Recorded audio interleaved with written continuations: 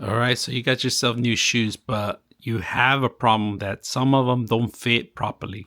This is a shoe stretcher, if you guys can see. This is made of plastic, and it's easy to actually use. You turn this, and it opens up the wide feet in here, all right? Now, this part is to actually put your shoe on, all right? This is an addition. They give you an addition, so you can put your shoe on and take it off easily.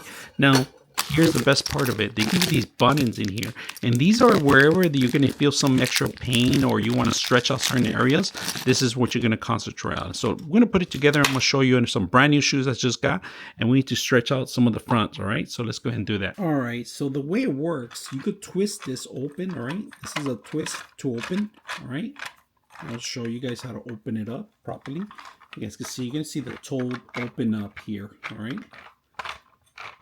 that's how it winds the actual toe part, all right? So I like this part that you just twist it. So make sure that you put in wherever you're going to feel pain or you need to actually extend some of the foot stretcher. And I'm going to do it here because this is where actually I feel some of the pain on these new shoes, because I do have a wide leg. And we'll put that in here. And this fits pretty much any size over 9, I will say. And they give you this heel here. If you guys can see, this is for the back end. You could add this additional too. All right, so but to be honest with you, we're just going to put in certain areas these things here where we want to stretch it out. Right, so all you got to do is find your shoe.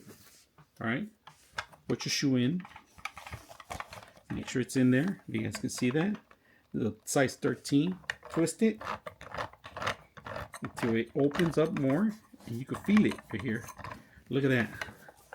Look at that. You can see the bumps in there perfectly, lining up, stretching out, and then you hang it there. You hang this for like 24 hours so it could continue to stretch out. Very simple, easy to stretch. And then if you want more space here in the back, like I said, you could add additional.